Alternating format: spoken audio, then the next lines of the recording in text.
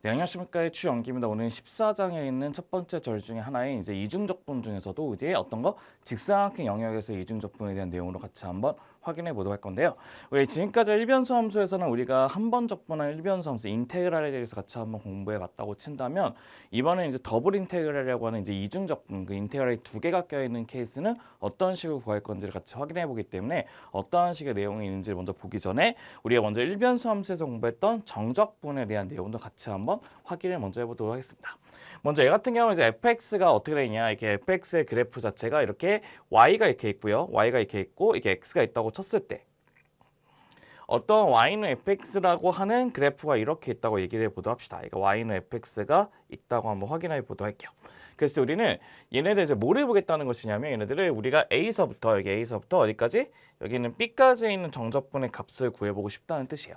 그래서 우리는 얘네들을 총 몇 등분을 시켰냐면 얘네들 보시면 A서부터 B까지를 총 몇 등분? N등분을 이렇게 시켰다는 뜻이에요. N등분 시켜가지고 보신 다음에 얘네들 그 하나의 간격을 델타 x로 잡아서 그 델타 x의 간격을 b-a분의 n으로 나눈 간격으로 잡을 수 있다는 뜻이고, 여기는 각각의 첫 번째 a점을 x0라고 잡으실 거고, 그다음에 x1의 값을 뭐로 잡을 거냐면 a 플러스 델타 x 한번 더한 거, 그다음에 x2의 값을 이제 뭐라 잡으실 거냐면 a 플러스 2 델타 x로 잡겠다는 뜻이에요. 그럼 얘네들은 x의 k라고 하는 것은 이제 뭐가 될 것이냐? a 플러스 k 델타 x가 된다는 것도 확인할 수 있다는 뜻이에요. 이런 식으로 잡을 수가 있다는 것도 확인할 수 있다는 거예요. 그래서 우리는 얘네들에 있는 그 안에 있는 이미의 하나의 점들을 이제 표본점이라 잡아서 x1 스타라고 잡아가지고 첫 번째 여기에 관련된 그 높이를 갖고 있는 그 직사각형 여기를 x2 스타, 그래서 직사각형 넓이, 그 직사각형 넓이를 무수히 더해가지고 얘네들 계산을 하게 되면 얘네들 정적분과 똑같다고 얘기할 수 있다고 하는 것이 정적분의 기본적인 정의라고 하는 구분구조법의 내용이라는 것을 기억할 수 있겠죠.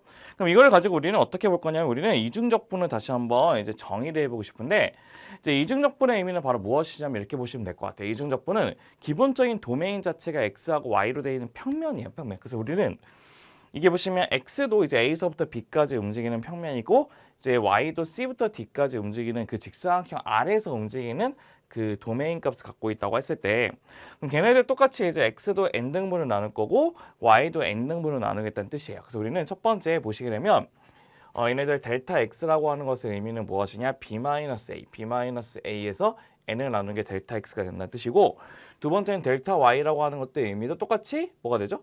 D에서 C를 뺀 다음에 델타가 아니고 N으로 나눈 것을 의미하는 뜻이겠죠. 그래서 우리는 얘네들 보시면 똑같이 해도 가로도 N등분, 세로도 N등분이라는 총 N제곱개의 직사각형 영역 중에서 우리는 여기 있는 이 부분 각각의 영역에 대해서 임의의 하나의 표본점을 잡겠다는 뜻이에요. 그럼 표본점을 잡게 되면 여기 있는 표본점을 잡게 되면 거기가 한 이쯤에 되는 표본점이 되겠죠. 그럼 이쯤에 되는 표본점에 대해서 위로 쭉 올렸을 때 여기 있는 z의 값에 대한 그 높이가 나오겠죠. 그럼 얘네들 이 평면은 그대로 가는 상태고 이 표본점에 관한 높이를 이용해서 이런 식으로 우리가 직육면체의 부피를 구하겠다는 뜻이에요.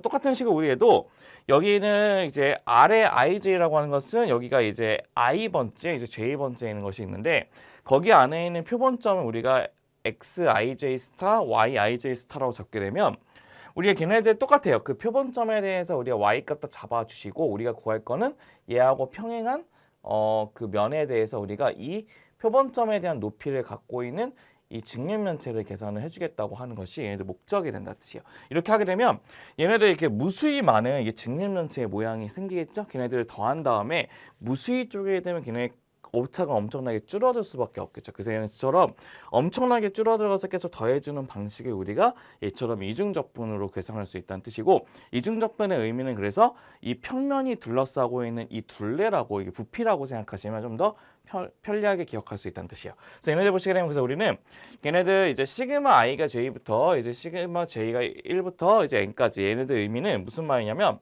i는 여기서부터 여기까지 i가 변하면서 z가 여기 한 간격일 때 여기다 더할 거고, 두 번째는 여기가 그대로 바뀌면서 이 두 번째 다 더할 거고, 여기 바뀌면서 세 번째 더한다고 해서 얘네들 모든 줄을 더한다는 뜻이에요. 그래서 모든 줄을 더한 다음에 걔네들 이제 델타 델타 A라고 하는 건 그 면이 되겠죠. 그 면. 얘네들이 갖고 있는 이 하나의 면이 될 거고 이 하나의 면에다가 얘네들 그 높이들을 다 더해 주시게 되면 이 면에 대한 높이들을 다 더하기 때문에 부피들의 모든 합이 된다는 것도 확인할 수 있겠죠. 그래서 우리가 얘네들이 바로 뭐를 의미하냐면 이 평면이 얘네들 도메인 값으로 둘러싸고 있는 그 안에 있는 입체에 대한 부피를 구하는 거라고 생각할 수 있다는 것도 확인하시면 된다는 뜻입니다.